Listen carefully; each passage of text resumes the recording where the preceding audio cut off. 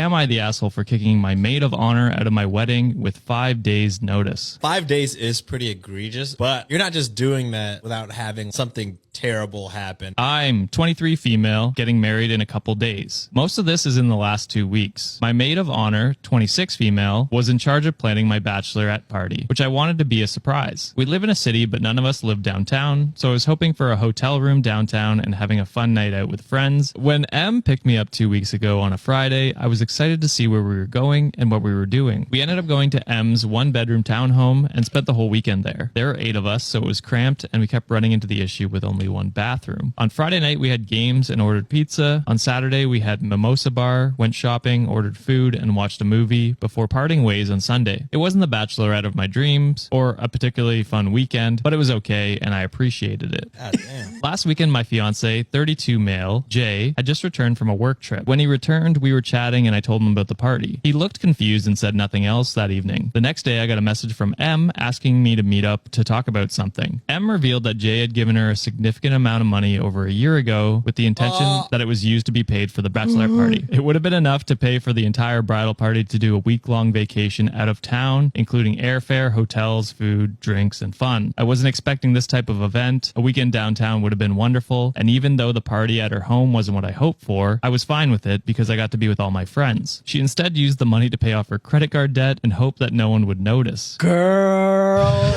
I told her I need some time to process and went home. After talking with Jay about it, I decided that the best action would be to remove her from the wedding. I came to this decision because I don't feel like I can trust her, and I don't want her standing there next to me at my wedding. I slept on it overnight and sent her a text saying this on Monday morning. Since then, I have been getting texts from her mom and boyfriend telling me how awful I am for doing this, and that I didn't need a big party, and M was able to financially benefit.